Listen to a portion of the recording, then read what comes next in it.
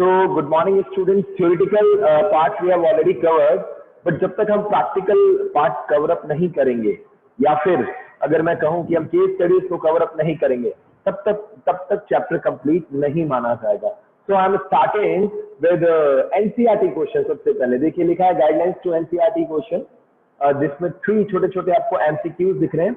I am having one another file also from different book. उसमें बहुत सारे questions हैं. आज के आज कोशिश करेंगे हम उससे कवर अप करने की. राइट, ये नहीं होना चाहिए कि स्पीडली हम कोर्स कंप्लीट की और बढ़े. क्या रहना चाहिए कि जो भी पढ़े पूरा नॉलेज के साथ पढ़े, उसको दिमाग में डाउनलोड करें. और अभी एक बच्ची, इसी क्लास की एक बच्ची इस क्लास में अभी भी है, वो आप सभी के लिए बहुत ही अच्छी पीपीटी बना रही है जो बैंक से रिलेटेड स्पेशली आपको हेल्प मिलेगी उसके through. Right, it will be useful for your parents also. Right, चलिए DTH services are provided by, छोटा सा क्वेश्चन आंसर गिवन है, so what you should use your mind.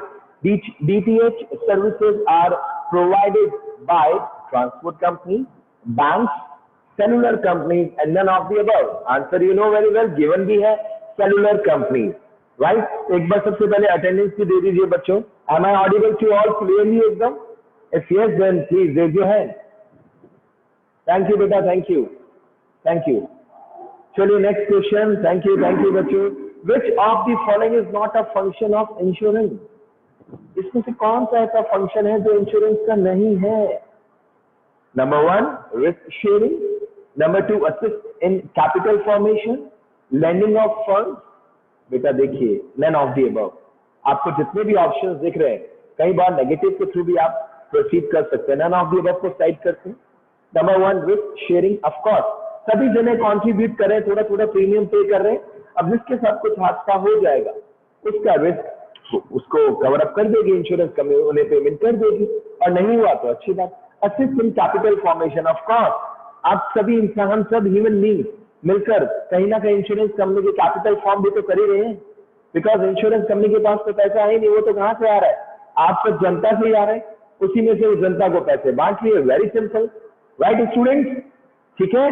लेकिन लैंडिंग ऑफ फंड्स तो एक लोन कंपनी का काम होता है बच्चों. एक फाइनेंस कंपनी काम करती है फंड्स को लैंड करना.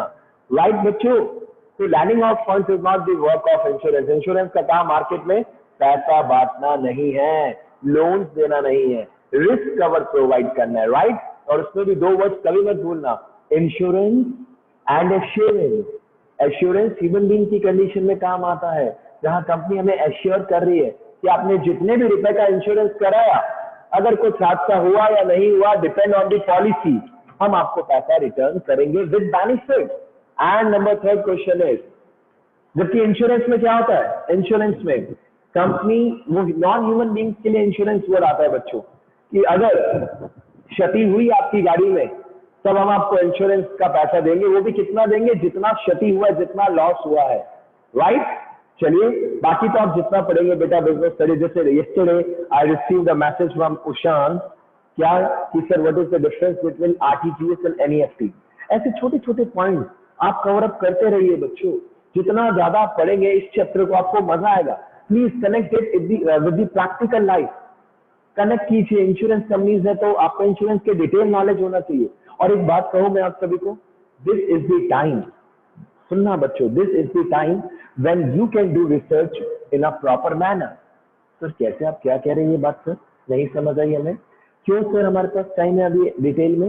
बिकॉज ऑफ दिस कोविड-19. आपकी घर पे क्लासेस चल रही हैं. देखिए कुछ भी कहे एज सच वो टायर्डनेस नहीं है जो फिजिकल मूवमेंट में होता था. अभी आप नेट पे लगे हुए भी हैं, नेट पे you are using this media and all. Right, मतलब आप यूज तो कर ही रहे हैं गैजेट. तो अगर आप और थोड़ा रिसर्च करेंगे तो बेनिफिट आपका होगा. Be careful. ये सोचिए हमारा बेनिफिट नहीं है. जितना ज्यादा प्रैक्टिकल नॉलेज लेंगे उतना आप एडवांस बनेंगे. Question number 3, which of the following is not applicable in life insurance contract? Conditional contract, unilateral contract. अब ये कहीं है, आप पढ़ना इसको. लेकिन एक बात कंफर्म है, इंडैम्निटी तो एप्लीकेबल होता ही नहीं है. अब बाकी आप सर समझ आया नहीं है, लेकिन एक बात कंफर्म है, इंडैम्निटी हमेशा नॉन लिविंग बीइंग्स के लिए कंसीडर होता है कि क्षति होगी तो उतना क्लेम मिल जाएगा. 1 लाख का इंश्योरेंस कराया आपने अपनी गाड़ी का एक्सीडेंट हो गया, 10,000 का लॉस हुआ तो insurance company will give you 10,000. Whereas in case of human being, आपने इंश्योरेंस कराया 20 लाख, आपकी डेथ हो गई आपकी मीन किसी भी एग्जाम्पल ले रहा हूं, मिस्टर ए की डेथ हो गई, अब ये नहीं है कि डेथ बीमारी से हुई तो हम पूरा नहीं देंगे, एक्सीडेंट से हुई तो हम ज्यादा देंगे, ऐसा नहीं है। डेथ हुआ है, क्लेम मिलेगा, insurance company will give you claim. तो ये बात कंफर्म है कि इंडेमनिटी किसी भी कंडीशन की देखा जाए, किसी भी कंडीशन से देखा जाए, लाइफ इंश्योरेंस में एप्लीकेबल नहीं होता। तो कई बार क्या होता है, ऑप्शंस उल्टे पुल्टे भी दे देता है एग्जामिनर, लेकिन वो केवल आपका माइंड चेक कर रहा है, जजमेंट चेक कर रहा है आपका, कि क्या आपको इंडेमनिटी पड़ती है, आपका दिमाग में क्लिक हुआ कि ये सर इंडेमनिटी तो लाइफ इंश्योरेंस में एप्लीकेबल ही नहीं होती। नाउ जो एनसीईआरटी के क्वेश्चन है, एटलीस्ट वो क्वेश्चन आपको करने चाहिए, और ये आपका मेन असाइनमेंट है बच्चों, है ना। आई एम एक्सपेक्टिंग कि आप क्वेश्चंस करेंगे, जैसे कि शॉर्ट आंसर क्वेश्चंस में आपको दिख रहा है डिफाइन सर्विसेज एंड गुड्स, आप बिल्कुल डिफाइन कर सकते हैं, एज वेल एज आप उसका डिफरेंस भी तो डिफाइन कर सकते हैं। आप क्यों सोचते हैं इसको short question? Indirectly business studies में होता क्या, मैं आपको बताता हूँ, शॉर्ट नोट्स बनाने होते हैं। आपके पास जो बुक है, आपके पास जो चैप्टर है 10 से 15 पेजेस का है, 11th स्टैंडर्ड है आपका, 11th क्लास के स्टूडेंट है, बिजनेस स्टडीज की बात करें मैक्सिमम 10 चैप्टर्स हैं, उसमें भी इस साल करिकुलम आपका शॉर्ट हो चुका है कुछ, वो भी मैं आपको बहुत जल्दी मैसेज कर दूंगा, ठीक है ना, जितना भी सिलेबस आपका रिड्यूस हुआ है। बट एक बात बताइए, आपका मेन टारगेट क्या होना चाहिए? सर थ्योरेटिकल नोट्स बनाए हमने खुद ने चैप्टर के अकॉर्डिंग, ठीक है, उसके बाद मल्टीपल चॉइस वाले, एबीसीडी वाले, फिल इन द ब्लैंक वाले क्वेश्चंस किए, तो उस कंडीशन में ये लास्ट वाले क्वेश्चन करने की रिक्वायरमेंट पड़ेगी ही नहीं। There will not be any requirement for these type of question, अगर आपने पूरे चैप्टर के शॉर्ट नोट्स बना लिए। And believe me, that is the only way in which you can get perfection, कि पूरा चैप्टर आपके पास है, आपके पास बुक है, आपने उसको रीड आउट किया, उसको शॉर्ट क्रिएटिव डायग्रामेटिक नोट्स बनाए, अपने आप क्वेश्चन आंसर हो जाएंगे। उसमें सर्विसेज एंड गुड्स था, उसमें बैंकिंग था, उसमें ये सारी चीजें थी। राइट बच्चों, क्लियर है? चलिए आगे चले। What is e banking? E banking क्या है और इसके एडवांटेजेस क्या है? इसमें कोई बिग डील नहीं है। राइट स्टूडेंट, क्लियर है? What is e banking and what are the advantages of e banking? बिल्कुल आप कह सकते हैं, आपकी बुक में सब कुछ दे रखा है। आगे चलिए, right a note on various telecom services available for enhancing business. देखिए आंसर भी गिवन है बेटा, कहीं कोई इश्यू नहीं है।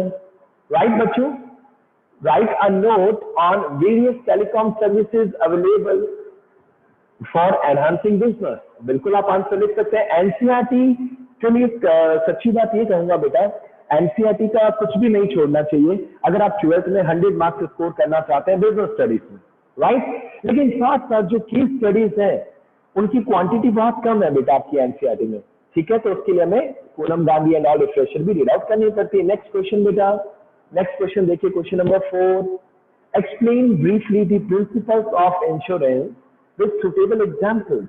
अब देखिए प्रिंसिपल ऑफ इंश्योरेंस तो 100% आपको दिखेगा, एग्जाम्पल्स भी दिख सकते हैं। अब आपको क्या करना है, सुटेबल एग्जाम्पल कुछ और भी अगर एक्सप्लेन कर सके, that will be wonderful, right. अब इसके बाद आपकी बुक में देखिए जो पूनम गांधी के क्वेश्चंस हैं, कितने लॉन्ग क्वेश्चंस दिख रहे हैं आपको, आप चेक कीजिए, चेक कीजिए। Number 1, what are services and its characteristics, 100% आप डिस्क्राइब कर सकते हैं, कहीं टेंशन नहीं है। नेक्स्ट दिख रहा है आपको, right a detailed note on various facilities offered by Indian postal department. Of course it's a good question. मैं अगेन आपके पास आपको 2 ऑप्शन दे रहा हूं बेटा आपके बेनिफिट के लिए, it's not an order, okay. क्या सजेशन दे रहा हूं मैं बच्चों आपको कि बेटा आपके पास 2 ऑप्शन है। फर्स्ट ऑप्शन जो दी बेस्ट है, दैट इज पूरे चैप्टर के शॉर्ट नोट्स बना लीजिए। मेरे लाइफ का जो एक्सपीरियंस रहा है बच्चों के साथ वो यही रहा है कि आपको क्या करना चाहिए, आपको नोट्स बनाने चाहिए। उसके बाद केवल 2 चीजें बचेंगी। नंबर 1, मल्टीपल चॉइस क्वेश्चन, जितने कर सको उतने कम है ताकि दिमाग में कंसेप्ट और क्लियर हो। And number 2, case studies related question, क्योंकि अगर आप देखिए लॉन्ग आंसर क्वेश्चंस में, क्या आप में से कोई बच्चा है ऐसा जो कह सकता है कि सर ये तो हमारे नोट्स में कवर अप ही नहीं होगा। व्हाट आर सर्विसेज, आप ऑलरेडी अगर नोट्स बना चुके हैं तो उसके अंदर कवर अप हो जाएगा। पता है कि actually you have to change your mentality. अभी तक आप छोटे बच्चे थे, अब आपको थोड़ा सा ग्रो होना पड़ेगा बेटा, मैच्योर होना पड़ेगा। उसका एक ही अच्छा तरीका है कि छोटे बच्चों की तरह बिहेव नहीं करना हमें पूरे चैप्टर के शॉर्ट नोट्स बनाने। आज के बाद कंफर्म है, किसी भी चैप्टर के शॉर्ट नोट्स बनाइए, उसके बाद दो चीजें कीजिए।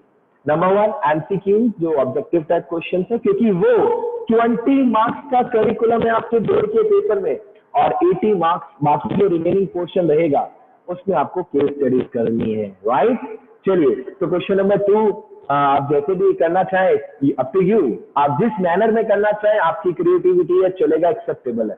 Number 3 question, describe various types of insurance and examine the nature of risk protected by each type of insurance. देखिए ये बहुत मजेदार है, कितना अच्छा इन्होंने डिस्क्राइब किया। अब इसको भी आप अपने नोट्स में कवर अप कर सकते हैं।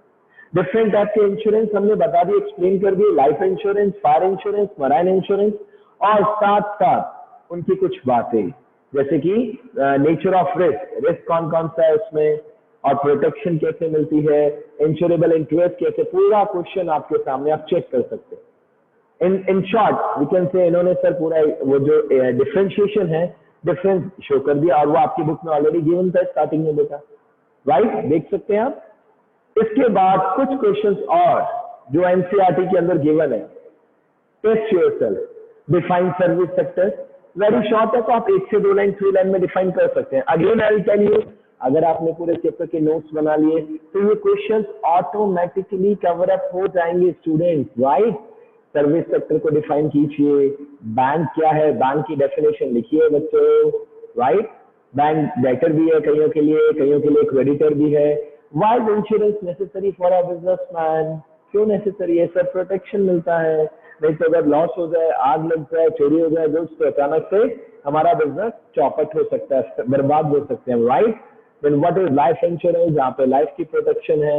What is insurable interest, you know very well, जब आप इंश्योरेंस ले रहे हैं तो जिसके लिए भी ले रहे हैं उसमें आपका क्या कुछ है इंटरेस्ट, क्या आपका उससे कुछ रिलेशन है, क्या आपके ना रहने से उसको कुछ लॉस होगा, राइट।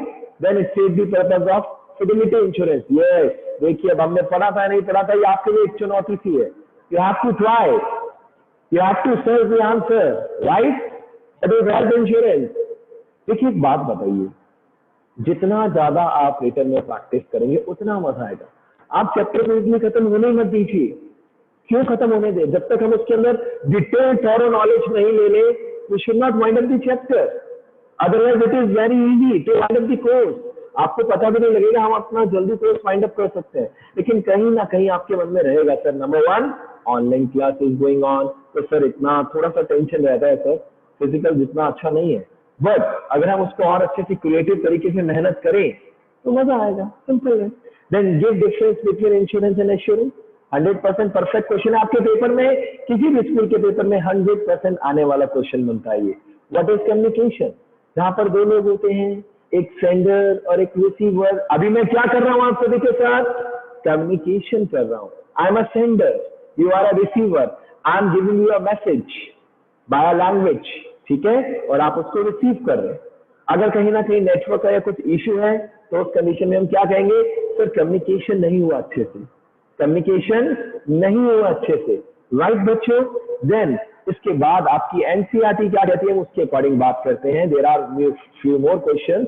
अब देखिए इन्होंने शॉर्ट क्वेश्चंस में, अब again I tell you the same thing, अगर आपने नोट्स बना रखे होंगे तो आपको वापस से क्वेश्चन करने की रिक्वायरमेंट नहीं रहेगी स्टूडेंट, ठीक है, लेकिन वो नोट्स बनाने के साथ साथ आपको उसको डायग्रामेटिक प्रेजेंटेशन भी दे सकते हैं। आप उसको डायग्राम बनाया, उसके थ्रू उसको प्रेजेंटेशन दिया, राइट, और उसके बाद सीधा केस स्टडी। लेकिन उसको याद रखना है, आपको चैप्टर को याद तो करना पड़ेगा ना बेटा, points and all, characteristics, features, positive things, negative things, examples, suitable examples, indemnity का प्रिंसिपल क्या कहता है, और ऐसा भी प्रेजेंटेशन वैसे भी ऑलरेडी बच्चों ने बनाए। अब आप चाहें तो आपके पास अपॉर्चुनिटी है, आपको टॉपिक के इतने सारे कंटेंट आप सब बच्चों ने इतने एफर्ट्स करके पीपीटीज बनाई है बेटा, सच में thank you very much and God bless you all. लेकिन हम इस पीपीटी का बेनिफिट लीजिए, कोई टेंशन नहीं है सर, हमने कुछ क्वेश्चंस कर लिए सर, कुछ बच्चों के मैसेज आ सकते हैं सर, हमने तो कुछ क्वेश्चंस कर लिए, डजंट मैटर बेटा, उसके आगे नोट्स बनाना स्टार्ट कर लो, क्योंकि ये रजिस्टर मेरे लिए, आपके पेरेंट्स के लिए नहीं है, केवल आपके लिए है, so that you can get benefit. Yes, of course, at the time of exam, आपको उसमें से वापस याद करना है, तभी तो अच्छे से क्रिएटिव प्रेजेंटेशन दीजिए ताकि पेपर टाइम में आप इजीली याद कर सके। देखिए शॉर्ट क्वेश्चंस में क्या कह रहे हैं, different types of postal services आपको पता है, रिसेंट मोड्स ऑफ कम्युनिकेशन में क्या क्या है ये भी आप पढ़ चुके हैं। Why is bank called the agent of its customers? given है आपकी बुक में 100%। Different types of bank accounts given है 100%, पढ़ा था हमने बहुत अच्छे से, जिसमें लास्ट मल्टीपल ऑप्शन अकाउंट था जिसमें कई बार कंफ्यूजन हुआ था, राघव को भी, आई थिंक अब सभी को क्लियर होगा। Then explain the principle of indemnity and principle of utmost good faith. अब मेरे बच्चे ऑलरेडी अगर नोट्स बना चुके हैं तो उन्हें इस क्वेश्चन में अलग से टेंशन लेने की जरूरत ही नहीं है। अब समझिए, आप सोचिए, ये जो बुक के पीछे के क्वेश्चन हैं ये सब आपके चैप्टर में से तो हैं, और बिजनेस स्टडीज का प्रिंसिपल ये कहता है कि आपको क्वेश्चंस नहीं देखने चाहिए, सबसे पहले आपको पूरा चैप्टर देखना चाहिए, एक एक लाइन एक एक वर्ड पढ़िए, उसको क्रिएटिव तरीके से डायग्रामेटिक तरीके से प्रेजेंटेशन दीजिए, so that at the time of paper आपको मजा आए। कैसा भी क्वेश्चन होगा तो चैप्टर में से, लेकिन प्रॉब्लम क्या आएगी, केस स्टडीज, वो अभी हमें डिस्कस करनी है और अभी हम वापस से स्टार्ट भी करें उसी पे आ रहे हैं। Briefly differentiate between goods and services, देखिए पहले भी आया था, वापस से आ गया क्वेश्चन, कोई इशू नहीं है सर, हम तो ऑलरेडी नोट्स में भी बना चुके हैं इसको। देन हमने आपके सामने कुछ लॉन्ग क्वेश्चन दे दिए जिसके बाद चैप्टर खत्म। फिनिश है बच्चों लास्ट, अब ये 7 भी तो है तो आपके नोट्स में से। अब सोचिए अगर आपने ऑलरेडी नोट्स बना लिए तो उसके बाद टेंशन खत्म। Number 1, explain the meaning and element of life insurance, sir पता है। Explain the difference between life insurance and general insurance, already know sir. अभी हमने तीनों का ही पढ़ा था, ऊपर आपकी बुक में इसी फाइल के अंदर एग्जांपल भी था, डिफरेंशिएशन भी था, life insurance, marine insurance, fire insurance. Explain any 3 principles of insurance with example. हाँ, अगर हमने आपको पेपर में ऐसा क्वेश्चन दिया तो आपके पास तो रजिस्टर में नोट्स बने हुए हैं बच्चों, यू विल एंजॉय कि सर 3 क्या, हमें तो सारे आते हैं सर, 6, 7 कर लेंगे हम सारे, कोई इशू नहीं है sir. Then explain the meaning and element of fire insurance, ठीक है सर, फायर इंश्योरेंस की पूरी स्टोरी लिखनी है, लिख देंगे। Now next one, explain the principle of insurable interest. Principle of insurable interest क्या कहता है, when must insurable interest exist in life insurance, fire insurance and marine insurance. I will suggest कि बच्चों ये क्वेश्चन 100% आपको दिमाग में रखना चाहिए, क्योंकि इसके अंदर शॉर्ट क्वेश्चन भी बनता है 100%, और वैसे शॉर्ट कहीं से भी बन सकता है। Then explain basic feature of services. अरे सर, जब हम गुड्स एंड सर्विसेज में डिफरेंशिएट कर चुके हैं तो ये तो इजीली हो जाएगा, उसी में से इसका आंसर कैरी फॉरवर्ड कर देंगे हम। जब आप गुड्स एंड सर्विसेज को डिफरेंशिएट कर चुके हैं तो जो सर्विस का पार्ट है वो इसके फीचर है। नेक्स्ट फिर से आगे explain meaning and benefits of e banking. Right बच्चों, फिर से सजेस्ट कर रहा हूं, मेरा पर्सनल सजेशन, जब मैंने बिजनेस स्टडीज फर्स्ट टाइम पढ़ाया था, ठीक है, that time I was in Dayanand public school, it's a long back time, right. और बच्चों को मैंने एक ही सजेस्ट किया था, बेटा नोट्स बनाने, और सच में कह रहा हूं बेटा, बच्चों ने नोट्स, मैं I am talking about mean 12th board exam, 11th फिर भी आप कहेंगे सर होम एग्जाम है, इतनी मेहनत क्यों करें, बच्चों की मेंटालिटी है, बट करनी चाहिए क्योंकि ये रियल लाइफ से कनेक्टेड है बहुत सारी चीजें। तो बच्चों ने क्या किया बेटा, दैट टाइम नोट्स बनाए, बहुत क्रिएटिव नोट्स बनाए। उसके बाद ये लास्ट के क्वेश्चन देखने की नौबत भी नहीं आई, क्योंकि ऑलरेडी ये कहां से है क्वेश्चन, उस नोट्स में से ही है, उस चैप्टर में से ही है। हाँ, नौबत किस चीज की आती है फिर, case studies as well as MCQ, जिसमें fill in the blank, true false सब कुछ दिखता है बेटा आपको, और इसका टेस्ट कल है आपके लिए, राइट। और हम काफी सारे ऑब्जेक्टिव क्वेश्चन कर भी चुके हैं, तो आप इसकी प्रैक्टिस कीजिए, कल अपने आप को चेक कीजिए। अब मैं जल्दी से बच्चों इसकी सेकंड फाइल में आ रहा हूँ। कौन सी फाइल में आ रहा हूँ, सेकंड फाइल, वो मैं आपको सेंड भी करूंगा डेफिनेटली। और उसकी खास बात क्या है बच्चों, yes students, please don't focus on this second, ये सेकंड केवल एक पार्ट है, चैप्टर वही आपका 4th है, ओके, इस पे फोकस मत करना। देखिए क्वेश्चन नंबर 1 क्या कह रहा है, question number 1, Shinoy is a software professional working in a software development company located at Hyderabad. He has a saving bank account with the State Bank of India, but he is not opted for e-banking. उसने अभी तक e-banking के लिए opt नहीं किया। His family members are residing in Delhi. उसके family members Delhi में रहते हैं। Shinoy's father asked him to spend 45,000 at the earliest. His father has a saving account with Punjab National Bank. देखिए क्वेश्चन कितना मजेदार है और प्रैक्टिकल नॉलेज है। 100% आप एंजॉय करेंगे ऐसे क्वेश्चंस को। Name the method Shenoy should adopt for sending money. RTGS नहीं कर सकते, शिनॉय आरटीजीएस नहीं कर सकता। The reason there should be minimum amount of 2 lakh rupees. हाँ, आरटीजीएस होता तो विद इन 10 to 15 मिनट्स में पैसे पहुंच जाते। एनईएफटी में it might take may be 1 day time, may be 2 days time. ऐसा थ्योरेटिकल नॉलेज कहता है आपको। प्रैक्टिकल नॉलेज की बात सुनेंगे तो आपको मजा आ जाएगा कि भले आप आरटीजीएस कराइए, भले आप एनईएफटी कराइए, आप बिलीव करेंगे आरटीजीएस तो 10 to 15 मिनट्स में हो जाता है, एनईएफटी आधे से 1 घंटे के अंदर अंदर हो जाता है। और मजेदार बात बताऊं क्या, 0 रुपीज से लेकर मतलब 1 रुपीज से लेकर 1 करोड़ तक, कितने भी करोड़ तक अगर आपको किसी को पैसा देना है एनईएफटी यूज कर सकते हो बिंदास, कोई इश्यू नहीं है। लेकिन आरटीजीएस का नेगेटिव पॉइंट क्या है, minimum to minimum 2 lakh rupees का अमाउंट होना चाहिए, 2 लाख रुपीज का। Got it? तो अब देखिए मैंने आपको प्रैक्टिकल नॉलेज दी है। अगर आप में से किसी बच्चे ने 11th में ये भी लिख दिया तो भी चलेगा, लेकिन थोड़ा सा बुक को भी कॉप अप करके चलना कि सर आरटीजीएस के लिए मिनिमम 2 लाख रुपीज का अमाउंट होना चाहिए। और रियल टाइम ग्रॉस सेटलमेंट मतलब उसी दिन उसी समय, as within a time period of 1 hour में। मे बी मैं तो 10 से 15 मिनट कह रहा हूं बेटा आपको, 1 hour तो बहुत बड़ी बात है। ये NEFT may be it takes time, may be 1 hour 2 hour 1 day 2 day ले सकता है एनईएफटी। तो कोई भी कंपनी अगर आपके घर पे पेमेंट आ रहा है कहीं से भी, आपके पेरेंट्स के लिए इंश्योरेंस का पेमेंट, कहीं म्यूचुअल फंड का पेमेंट, कौन सा रिसोर्स यूज होता है बच्चों, कौन सा source? NEFT, national electronic fund transfer. RTGS कभी भी कंपनी नहीं करती, एनईएफटी कंपनी इजीली कर सकती है। चलिए आगे चलते हैं नेक्स्ट क्वेश्चन की ओर। चलिए बच्चों, now we have only 10 minutes time, doesn't matter. कल हम इसकी और केस स्टडीज डिस्कस करेंगे। क्यों जल्दी करें, एटलीस्ट 2 दिन तो इससे डिस्कस करना चाहिए हमें, राइट स्टूडेंट? चलिए नेक्स्ट क्वेश्चन की ओर प्रोसीड करते हैं। पढ़िए जल्दी से आप क्वेश्चन देखिए। हाँ जी बच्चों, चेक कीजिए।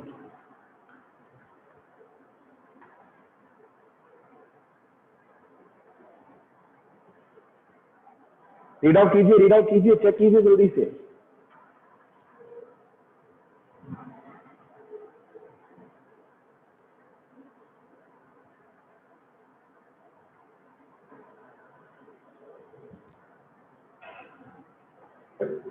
Sagar and Lakshya are friends. Sagar is a businessman who deals in buying and selling computer parts, whereas Lakshya is working as a manager in ICICI Bank. देखिए हम आपको वही चालाकी देना चाह रहे हैं, थोड़ा सा डिस्कशन करना चाह रहे हैं। दोनों फ्रेंड्स हैं, पहला बिजनेसमैन है जो कंप्यूटर पार्ट्स में डील करता है, दूसरा लक्ष्य है, मैनेजर है ना, work ICICI Bank. Sagar deals with lot of customers daily and receives money from them as his transactions are mostly on cash basis. He also deals with different suppliers and has to make frequent payments to them. As it becomes difficult for him to manage cash daily, his friend Lakshya advised him to open a bank account in ICICI Bank. Number 1 question क्या कह रहा है? Name and explain the type of bank account which will be opened by Sagar in ICICI Bank. और इसका answer आप सभी ने देख लिया था। The answer is current account. कौन सा अकाउंट बच्चों? Current account. Got it? Is it fine? Current account उससे ओपन कराना पड़ेगा, बिजनेसमैन है वो। Next, which 2 other types of accounts can be opened in bank? ये इसका आंसर देना चाहेंगे आप में से कोई? Anybody else?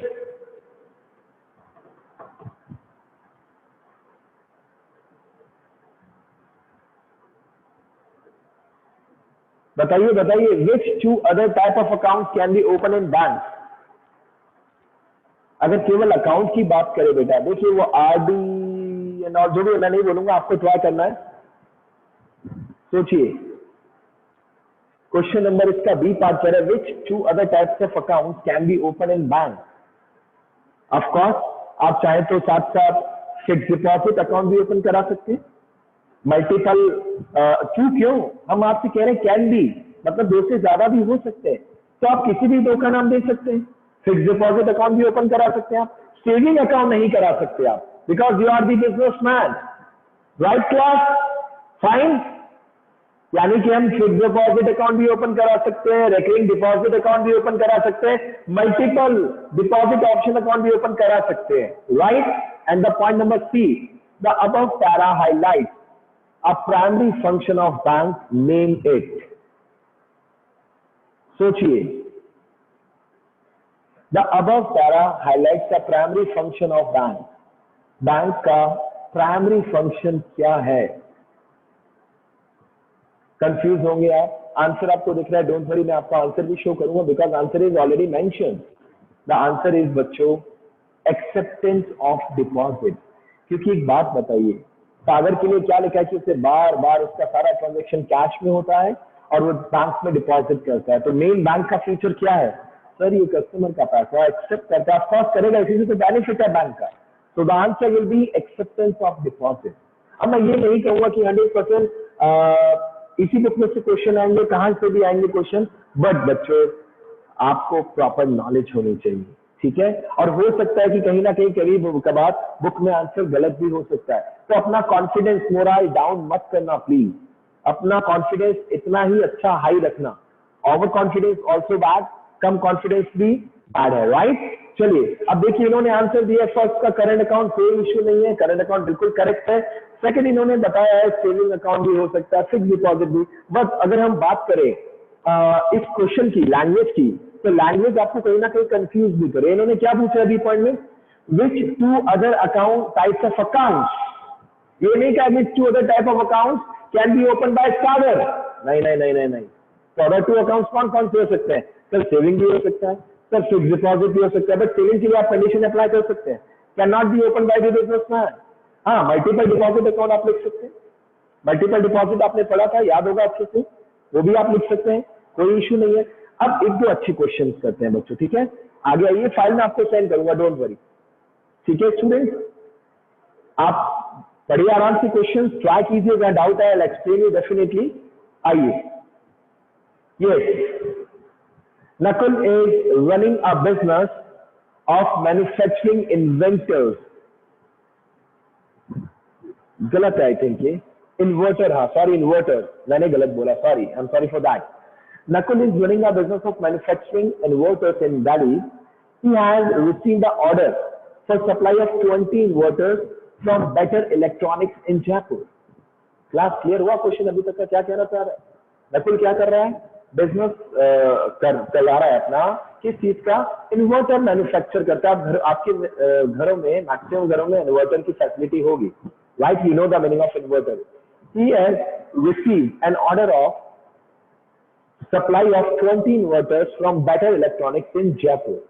ध्यान रखना, देखिए आप दिल्ली के हैं और जहां से ऑर्डर मिला वो जयपुर के हैं, right? As the amount of payment is more than ₹2 lakh. Better Electronics decided to transfer the funds electronically from their bank account. अब तो आप में से कोई बताएगा मुझे, इजी है question. Which type of service of bank has been referred in the above para? Yes. Anybody? Yes, बच्चों, I'm expecting more raised hand from your side. Only one raised hand is not the right answer, but I'm waiting for more responses.